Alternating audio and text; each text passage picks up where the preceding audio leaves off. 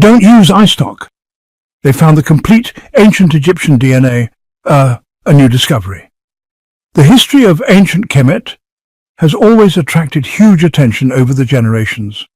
It's hard to ignore the obsession people have with this civilization.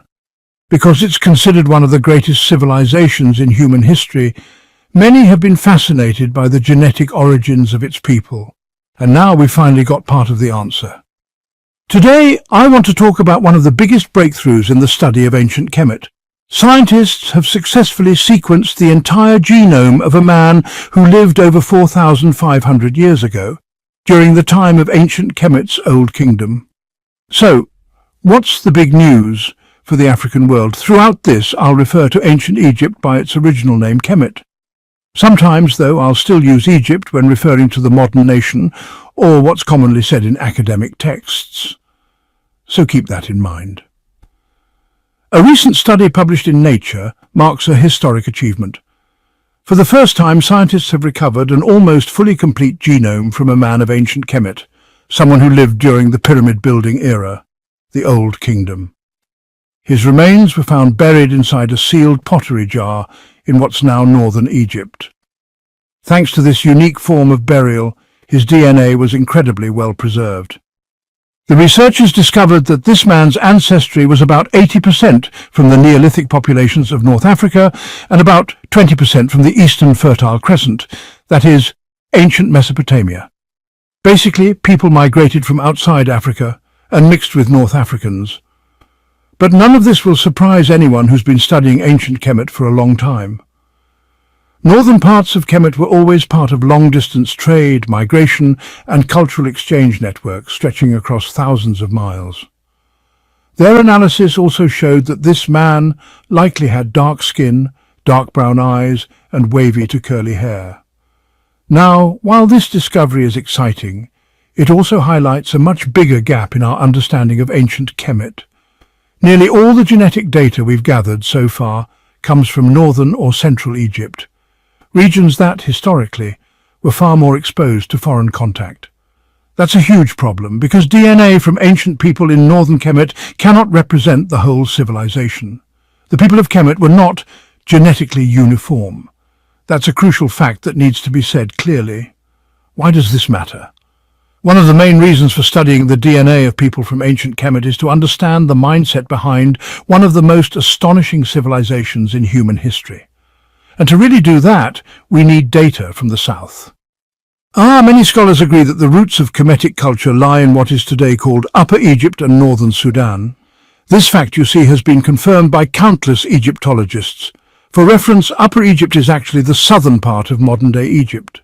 Now, for example, leading Egyptologists like Toby Wilkinson have made it clear in their work that Pharaonic culture began in Upper Egypt. Here are a few quotes from other scholars that back this up. By the end of the 4th millennium BCE, the Nakada culture of Upper Egypt, the leading prehistoric culture in North Africa, laid the direct foundation for the Egyptian state. These cultural roots trace back to the reign of King Narmer. Narmer was the ruler of Upper Egypt, which was historically distinct from Lower Egypt. It's believed that Narmer conquered Lower Egypt and united the two regions, founding Egypt's first dynasty. The roots of Pharaonic civilization were laid during the Nakada period, which spanned from around 4000 to 3200 BCE.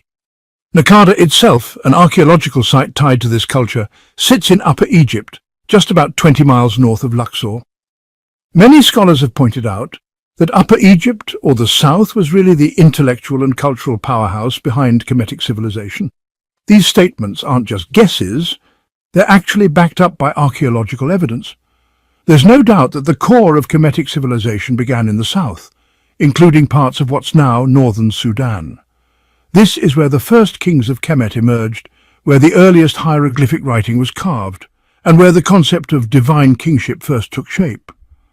The researcher Christopher Ehret has written extensively about the critical aspects of early Pharaonic civilization, noting that it originated in northern Sudan or Lower Nubia.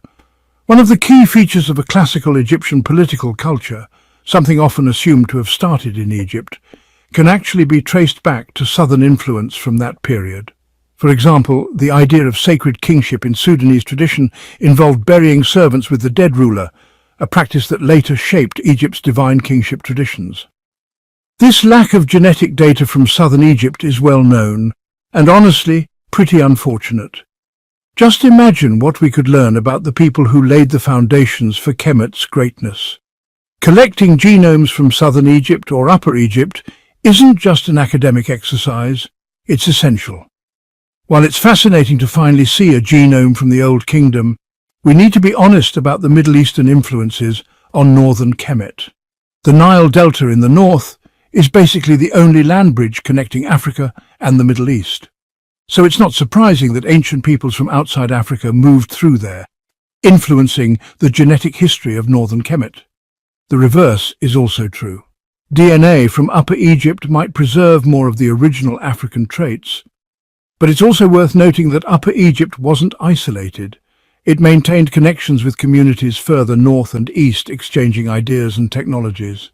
That's why it's so important to analyze and compare DNA from both regions. That said, we should still celebrate this achievement, but let's keep in mind that the most accurate understanding of the mindset behind Kemetic culture will come from focusing on what's called Upper Egypt or Southern Egypt in the literature. That's where we'll find the true genetic profiles of the people who shaped Kemet's rise, the first kings, the earliest artisans, and the priests who formed this African civilization.